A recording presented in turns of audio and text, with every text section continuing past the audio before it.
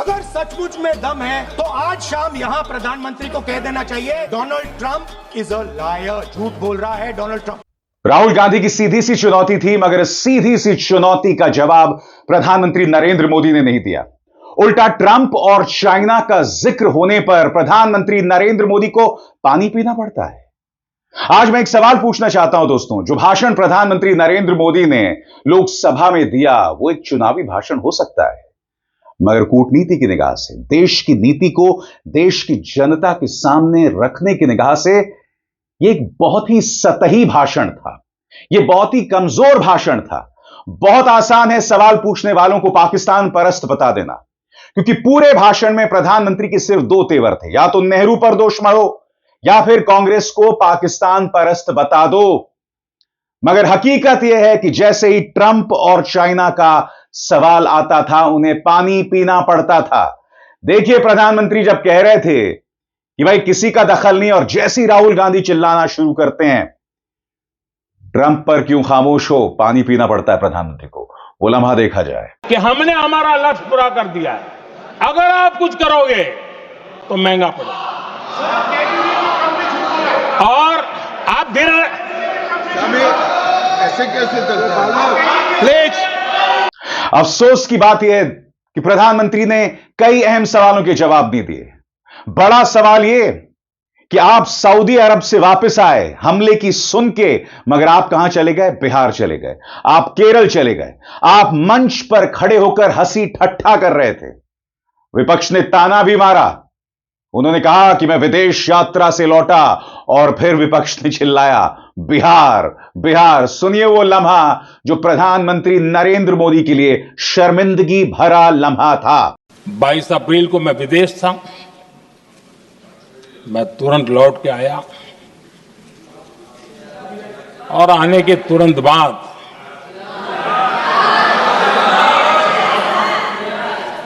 जैसे मैंने कहा दोस्तों, बहुत अच्छा चुनावी भाषण हो सकता है। अमित शाह का भी यही अंदाज़े बयां था। आपने अपने पूरे भाषण में सिर्फ कांग्रेस को पाकिस्तान परस्त बताया, नेहरू पर प्रहार किया। चाहे एस जयशंकर हो, राजनाथ सिंह हो, अमित शाह हो, स्वयं प्रधानमंत्री, इनके तेवर एक से थे कि नेहरू पर प्रहार करो, पाकिस्तान परस्त बता दो अपने मुख्य विपक्षी दल को, मगर उनके सवालों के जवाब ना दो।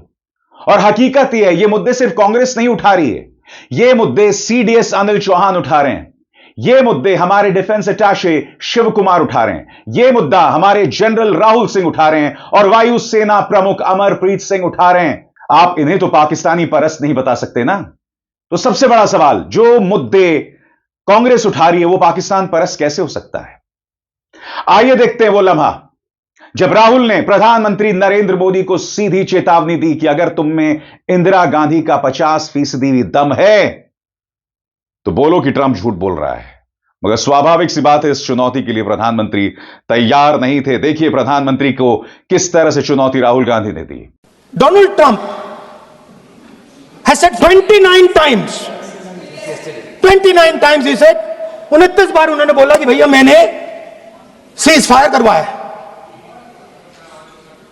अच्छा, अगर वो झूठ बोल रहे हैं तो अपने भाषण में यहां प्रधानमंत्री कह दें कि वो झूठ बोल रहे हैं। यहां पे अगर दम है तो यहां पे प्रधानमंत्री बोल दे कि ट्रंप झूठ बोल रहे हैं। If he has the courage, if he has the courage, if he has the courage of Indira Gandhi, Yes. let him say here, let him say here that Donald Trump, you're a liar. That you did not make a ceasefire and that we did not lose any planes. Let him say it here. If he has the courage. 50% भी है इंदिरा गांधी का, तो यहां बोल दे। अगर दम है, अगर सचमुच में दम है तो आज शाम यहां प्रधानमंत्री को कह देना चाहिए Donald Trump is a liar. झूठ बोल रहा है डोनाल्ड ट्रंप।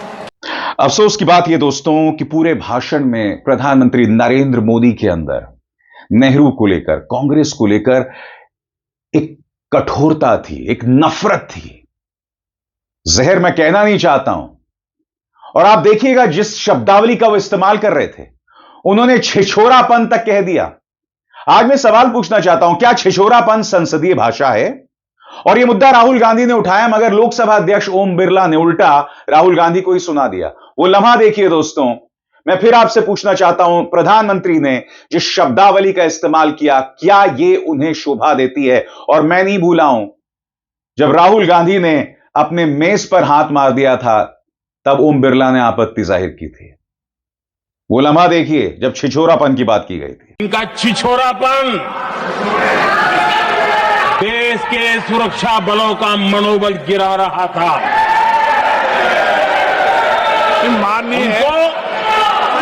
माननीय प्रतिपक्ष के नेता, एक मिनट, प्रतिपक्ष के नेता आपकी बात सबने ध्यान से सुनी। आप बेटे कांग्रेस के और कुछ नेताओं को से ये उचित नहीं है आपके लिए। न भारत के राहुल गांधी से भी तू तड़ाक हुआ था, मगर तुरंत उन्होंने माफी मांगी थी। मगर माफी जैसा कोई भी शब्द प्रधानमंत्री की डिक्शनरी में नहीं है। ओम बिरला साहब को ये सारी चीजें नहीं दिखाई देती हैं। जब यह भाषण खत्म हुआ और राहुल गांधी और गौरव गोगोई बाहर आए, उन्होंने कहा कि प्रधानमंत्री सवालों से बच गए। सुनिए बाहर आके राहुल गांधी ने क्या कहा। उन्होंने क्लियरली नहीं कहा कि ट्रंप झूठ बोल रहे हैं। शायद 29 बार ट्रंप ने बोला है, उसका जवाब नहीं दिया। और सबसे इंटरेस्टिंग बात थी कि पूरे भाषण में चाइना शब्द प्रधानमंत्री ने नहीं बोला। पूरा देश जानता है कि पाकिस्तान की मदद, टेक्निकल मदद, एयरफोर्स की मदद चाइना ने की, मगर प्रधानमंत्री के मुंह से, डिफेंस मिनिस्टर के मुंह से चाइना शब्द नहीं निकला। इसी तरह से गौरव गोगोई ने कहा कि अपनी जिम्मेदारी से प्रधानमंत्री भाग गए। जैसे मैंने कहा दोस्तों, बहुत आसान है नेहरू पर दोष मढ़ना, बहुत आसान है विपक्ष के सवालों को पाकिस्तानी परस्त बता देना, मगर जो सवाल पूछे जा रहे हैं वो देश हित में हैं, पूरी तरह से देश हित में है। प्रधानमंत्री देश को बरगलाना बंद करें। सुनिए गौरव गोगोई ने क्या कहा। श्री मोदी जी ने अपने 2 घंटे के भाषण में ऑपरेशन सिंदूर का पूरा श्रेय अपने कंधों पर लेने की कोशिश की। भाषण की शुरुआत पर वो कह रहे थे कि देश के लोगों ने उनको समर्थन दिया। गलत। देश के लोगों ने सरकार और भारत सेना को पूरा तरीके से समर्थन दिया। लेकिन अफसोस की बात यह है कि प्रधानमंत्री मोदी जी ने ऑपरेशन सिंदूर का श्रेय लेने की कोशिश तो की, लेकिन पहलगाम की जिम्मेवारी से वो भाग गए। पहलगाम की जिम्मेवारी नहीं ली। और यही बात आदरणीय प्रियंका गांधी जी ने कही कि जो ऑपरेशन सिंदूर का श्रेय लेना चाहते हैं, उनको पहलगाम की जिम्मेवारी भी लेनी चाहिए। अफसोस की बात कि राष्ट्रपति ट्रंप और चीन को लेकर आज राहुल गांधी जी ने बहुत महत्वपूर्ण विषय उठाए, लेकिन चीन का जिक्र प्रधानमंत्री मोदी जी ने एक बार भी नहीं किया। जिस चीन का जिक्र हमारे सेना के बड़े बड़े अफसर उल्लेख कर रहे हैं, कह रहे हैं कि पाकिस्तानी एयरफोर्स को, पाकिस्तानी डिफेंस को चीन समर्थन दे रहा था, उस चीनी देश का एक बार भी प्रधानमंत्री मोदी जी ने जिक्र नहीं किया। राष्ट्रपति ट्रंप का 28 बार या 29 बार जो उनका वक्तव्य है, एक बार भी राष्ट्रपति ट्रंप का खंडन उन्होंने नहीं किया। और उसके अलावा जो उनकी जो भाजपा की पुरानी आदत है, कांग्रेस और पंडित नेहरू को उनकी छवि को धूमिल करना, 2 घंटे की कोशिश उन्होंने की। मैं बस इतना ही कहना चाहूंगा, आप 2 घंटे क्या 2000 घंटे भी ले लीजिए, उसके पश्चात भी देश और दुनिया पंडित नेहरू के बलिदान को कभी नहीं भूलेगा। आप चाहे जितना भी कोशिश कर लीजिए, पंडित नेहरू की जो योगदान है देश में, दुनिया में, उसको ना दुनिया ना देश कभी भुला पाएगा। और आगे बढ़ने से पहले एक जरूरी संदेश, मेरे कार्यक्रमों के लिए आप नोटिफिकेशन का इंतजार मत कीजिए, मेरे चैनल में जाइए और खुद जाकर कार्यक्रम देखिए और रहिए अपडेटेड। और हां, ज्वाइन कीजिए मेरा चैनल, देखिए यह जरूरी संदेश। स्वतंत्र और आजाद पत्रकारिता का समर्थन कीजिए, सच में मेरा साथी बनिए। बहुत आसान है दोस्तों, इस ज्वाइन बटन को दबाइए और आपके सामने आएंगे ये 3 विकल्प, इनमें से एक चुनिए और सच के इस सफर में मेरा साथी बनिए। प्रधानमंत्री नरेंद्र मोदी ने पहली बार कहा कि आखिर हमने युद्ध क्यों रोका, क्योंकि हमारा मकसद युद्ध को बढ़ावा देना नहीं था, एस्केलेट नहीं करना था। मगर प्रधानमंत्री ने इस सवाल का जवाब नहीं दिया कि डोनाल्ड ट्रंप ने पहले अपने सोशल मीडिया अकाउंट में इस बात का ऐलान क्यों कर दिया कि युद्ध विराम हो चुका है। सवाल यह है कि अगर आपका मकसद युद्ध को बढ़ाना नहीं था तो 3 दिन बाद आपने रोक दिया, वो भी ट्रंप के कहने पर। उस सवाल का जवाब आपने नहीं दिया। सुनिए प्रधानमंत्री क्या कह रहे हैं। ये भारत की स्पष्ट नीति थी, सुविचारित नीति थी, सेना के साथ मिलकर के तय की हुई नीति थी, और वे ये थी कि हम आतंक, उनके आका, उनके ठिकाने, ये हमारा लक्ष्य है। और हमने कहा, पहले दिन प्रेस कॉन्फ्रेंस में कहा है कि हमारा एक्शन नॉन एक्सीलेटरी है। ये हमने कह करके किया है, और इसके लिए साथियों हमने हमला रोका। अध्यक्ष जी, दुनिया के किसी भी नेता ने भारत के ऑपरेशन रोकने के लिए नहीं कहा। और फिर सुनिएगा, वो जिक्र करते हैं जब उपराष्ट्रपति जेडी वैंस ने उन्हें कॉल किया था। वो ये भी कहते हैं कि किसी भी देश के नेता के कहने पर हमने युद्ध नहीं रोका। मगर फिर सुनिए दोस्तों, ट्रंप का जिक्र तक नहीं। ये ट्रंप और चीन खौफ का सबब क्यों बने हुए हैं? सबसे बड़ी बात, रक्षा मंत्री ने भी अपने पूरे भाषण में चीन का नाम नहीं लिया था, जबकि खुद हमारे सेना के एक जनरल कह रहे थे, हमारे जनरल राहुल सिंह कह रहे थे कि भारत पाकिस्तान और चीन दोनों का मुकाबला कर रहा था। मगर नहीं साहब, ना गृह मंत्री, ना रक्षा मंत्री, ना विदेश मंत्री और ना प्रधानमंत्री, किसी ने चीन का नाम नहीं लिया। लिया कब? सिर्फ कांग्रेस पर हमला बोलने के लिए। सुनिए जेडी वैंस के हवाले से क्या कहा प्रधानमंत्री ने। अमेरिका के उपराष्ट्रपति जी ने मुझे फोन पे बताया कि पाकिस्तान बहुत बड़ा हमला करने वाला है। मेरा जो जवाब था, जिनको समझ नहीं आता है उनको तो नहीं आएगा,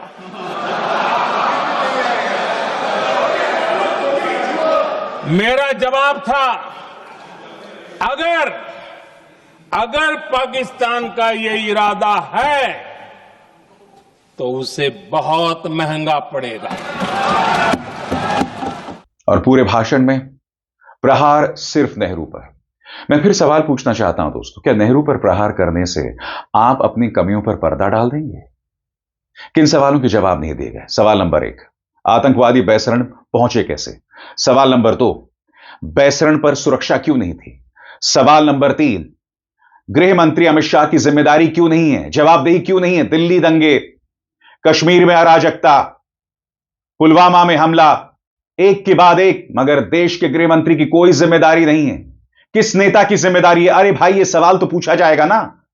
और हर बात का जवाब नेहरू नेहरू नेहरू, और वही प्रधानमंत्री ने किया। सुना जाए। जब भी मैं नेहरू जी की चर्चा करता हूं तो कांग्रेस और उसका पूरा इकोसिस्टम बिलबिला जाता है, पता नहीं क्या है। आदरणीय अध्यक्ष जी, हम एक शेर सुना करते थे, मुझे ज्यादा इसका ज्ञान तो नहीं है लेकिन सुनते थे। लम्हों ने खता की और सदियों ने सजा पाई।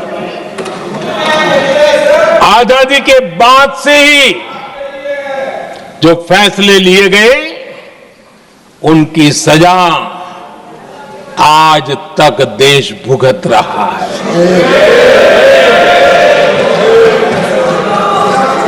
यहां बार बार एक बात का जिक्र हुआ और मैं फिर से करना चाहूंगा। अक्सई चीन की उस पूरे क्षेत्र को बंजर जमीन करार दिया गया, ये कह करके तो बंजर है। देश की 38,000 वर्ग किलोमीटर जमीन हमें खोनी पड़ी। राहुल गांधी का हमला बहुत फोकस था। उन्होंने अंग्रेजी में भाषण दिया और स्वाभाविक सी बात है, जब आप अंग्रेजी में भाषण देते हैं तो उसकी पहुंच सीमित हो जाती है। अच्छा होता कि अगर वो अपना भाषण हिंदी में देते ताकि ज्यादा से ज्यादा लोगों तक बात पहुंचती, मगर राहुल गांधी ने जो बातें कही वो बहुत अहम थी। गौर कीजिएगा, यह बहुत खतरनाक है कि प्रधानमंत्री इस वक्त अपनी छवि बचाने के लिए फौज का इस्तेमाल कर रहे हैं। यह देश के लिए भी खतरनाक है। फौज का इस्तेमाल सिर्फ राष्ट्रहित में होना चाहिए और तब जब उन्हें पूरी आजादी दे दी जाए काम करने की। अगर आप उन्हें मैदान में उतारना चाहते हैं तो उन्हें खुलकर काम करने दीजिए, उन्हें मत बांधिए, उन्हें हालात का डटकर सामना करने दीजिए, हिम्मत से लड़िए और दुश्मन को पूरी तरह हराइए। और ट्रंप को 29 बार यह कहने का मौका मत दीजिए कि उन्होंने इंडिया पाकिस्तान की जंग रोकी। हिम्मत रखिए और उन्हें साफ कहिए कि आप कोई जंग रोक नहीं सकते, हम अपने देश के लिए लड़ेंगे। सुनिए राहुल गांधी ने अंग्रेजी में क्या कहा था और उसका अनुवाद मैं लगातार दिखाता रहूंगा।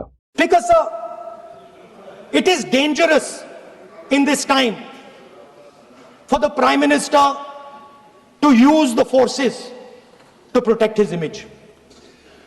It is dangerous for the country. The forces should only be used in national interest. The forces should be used with freedom. If you want them to be used, you want to unleash a tiger, free him.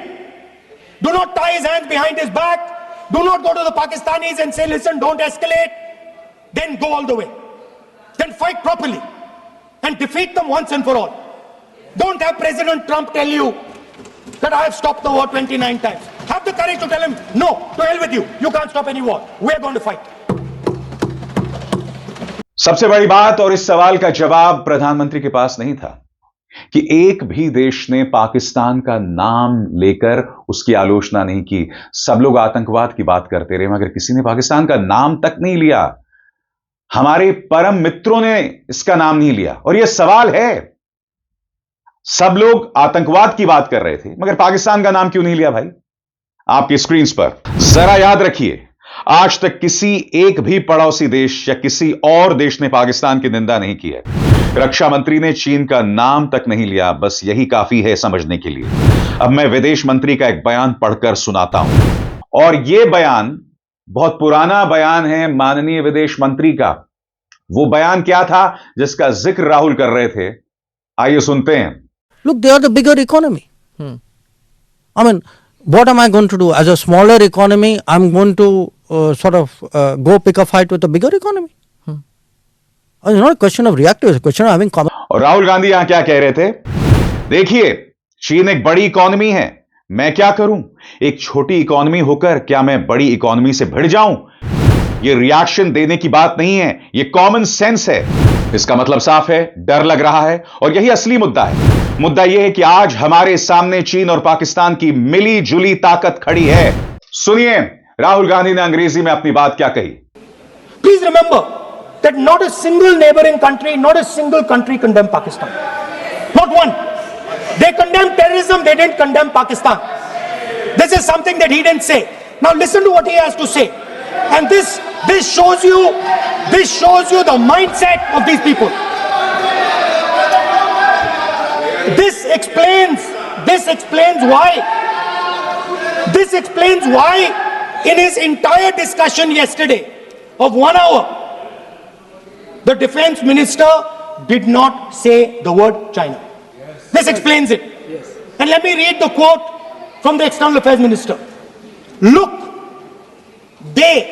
China, are the bigger economy. What am I going to do? As a smaller economy, am I going to pick a fight with the bigger economy? It is not a question of being reactionary.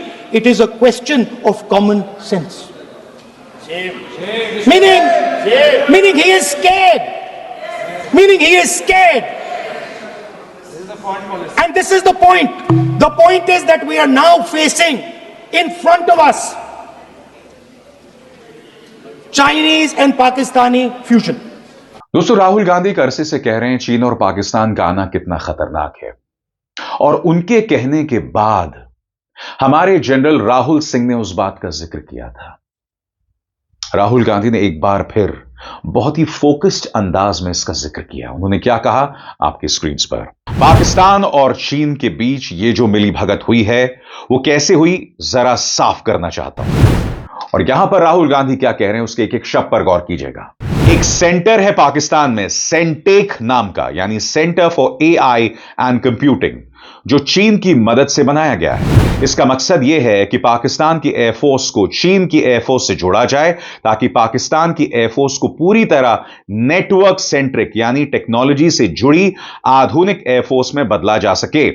2021 में पाकिस्तान के रणनीतिक अधिकारी चीन की PLA की western और northern theatre commands में तैनात हैं।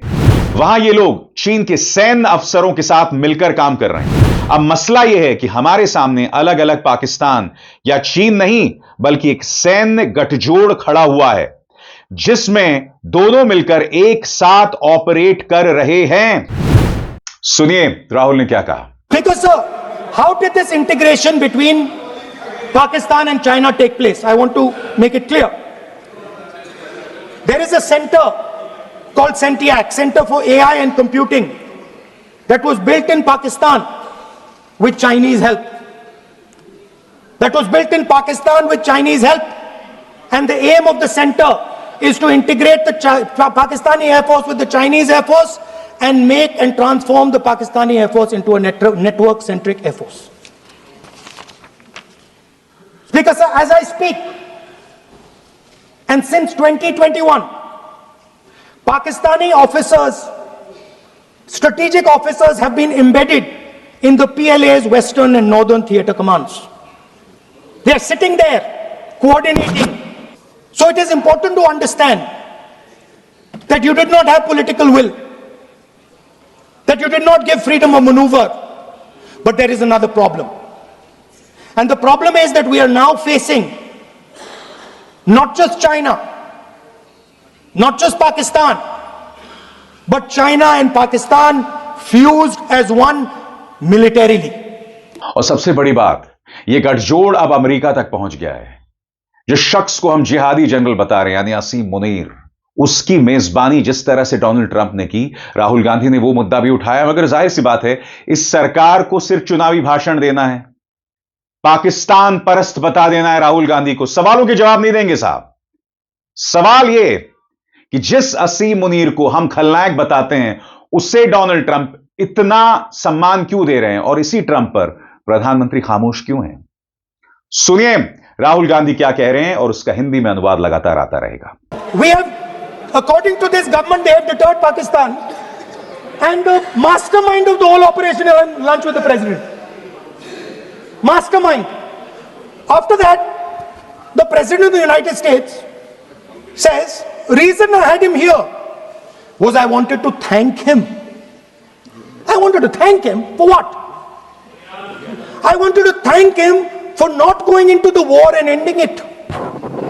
Let me repeat it. The reason I had him here for lunch was I wanted to thank him, the man who carried out Pahalgam.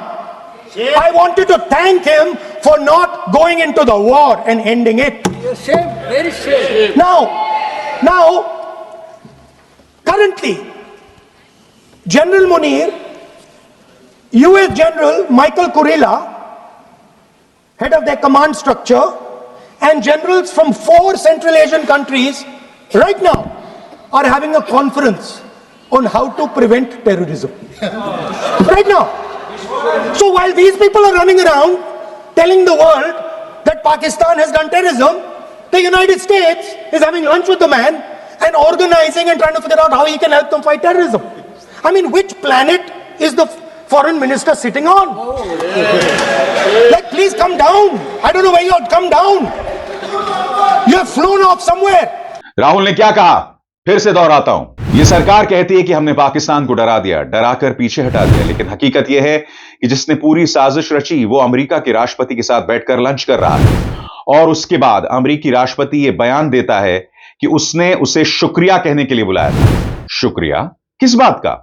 इसीलिए कि उसने हालात को और ना बिगड़ने दिया और मामला यहीं खत्म कर दिया। यह बात उस शख्स के लिए कही जा रही है जो पहलगाम हमले का जिम्मेदार है। वहीं दूसरी ओर जनरल असीम मुनीर, अमेरिका के जनरल माइकल कोरेला और 4 सेंट्रल एशियाई देशों के जनरल्स एक कॉन्फ्रेंस में हिस्सा ले रहे हैं जिसका मुद्दा है आतंकवाद को रोकना। एक तरफ अधिकारी पाकिस्तान की आतंकवाद में भूमिका की आलोचना कर रहे हैं और दूसरी तरफ अमेरिका उसी शख्स से बातचीत कर रहा है जो खुद आतंकवाद फैलाने में शामिल है कि अब वो आतंकवाद रोकने में कैसे मदद करेगा। मुझे लगता है कि हमारे विदेश मंत्री शायद हकीकत से कटे हुए हैं। अब वक्त आ गया है कि वो जमीन पर आकर हालात को फिर से समझें।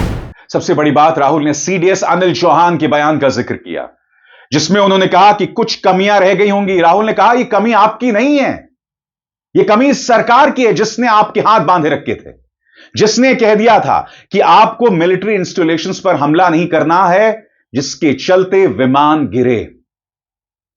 सीडीएस अनिल चौहान के पक्ष में राहुल कैसे सामने आए उसे सुना जाए दोस्तों। अनिल चौहान जी कहते हैं what was important was not the jet being down but why they were being down। मतलब वो कह रहे हैं कि जरूरी सवाल यह है कि जेट गिरे क्यों। वो कह रहे गिरे तो ठीक है मगर जरूरी सवाल है गिरे क्यों। और फिर उसके बाद कहते हैं what mistakes were made। The good part is we were able to understand the tactical mistake which we made, remedy, rectify and implement after 2 days, and we flew all our jets again targeting at long range। I want to tell CDS Anil Chauhan ji that you made no tactical mistake। The Indian Air Force made no mistake। The mistake was made by the political leadership that said you cannot attack the military infrastructure, and Anil Chauhan ji must have the guts to say this, that my hands were tied behind my back and I was sent into a war and my enemy was told by my own government that we will not attack your air defense system। So the Air Force is not to blame at all। In the 21st century, you send aircraft into a zone protected by air defense, they will come down। ये अहम सवाल थे, जरूरी सवाल थे जो राहुल गांधी ने उठाए, मगर आपने देखा प्रधानमंत्री का अंदाजे बयां वही था। प्रधानमंत्री नरेंद्र मोदी नेहरू पर दोष मढ़ रहे थे। प्रधानमंत्री नरेंद्र मोदी जो हैं वो कांग्रेस को पाकिस्तान परस्त बता रहे थे और जो तमाम सवाल कांग्रेस या विपक्ष उठा रही है वो सब राष्ट्रहित के सवाल हैं। तो तमाम सवाल विपक्ष उठा रहा है, वो सवाल देश के लिए दूरगामी तौर पर फायदा पहुंचाएंगे, क्योंकि अगर इन्हें अभी संबोधित नहीं किया गया तो इस तरह के हमले लगातार होते रहेंगे, बार बार होते रहेंगे। और होता क्या है, इस तरह के हमले होते हैं, भाजपा का ढुलमुल रवैया आता है, फिर इनका गोदी मीडिया, प्रचार तंत्र सब एकजुट हो जाते हैं और फिर इसके जरिए प्रधानमंत्री का महिमा मंडन शुरू हो जाता है और नतीजा आपके सामने है। यानी कि हर आतंकवादी हमला और उसके जरिए भारतीय जनता पार्टी चुनावी फायदा लेती है। यह हकीकत है, क्या इस बात से आप इनकार कर सकते हैं? हर बार यही होता है, चाहे पुलवामा हो, चाहे पहलगाम, चाहे बालाकोट, सभी जगह पर वही होता आया है।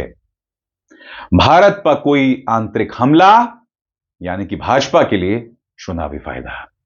और सबसे बड़ी बात, हमारे सेना के शौर्य का इस्तेमाल भारतीय जनता पार्टी करती है, जो अपने आप में बहुत ही शर्मनाक है। सेना के सवालों का जवाब मत दो, मगर उनके नाम का इस्तेमाल करो राजनीति करने के लिए। अब इसार शर्मा को दीजिए इजाजत। नमस्कार।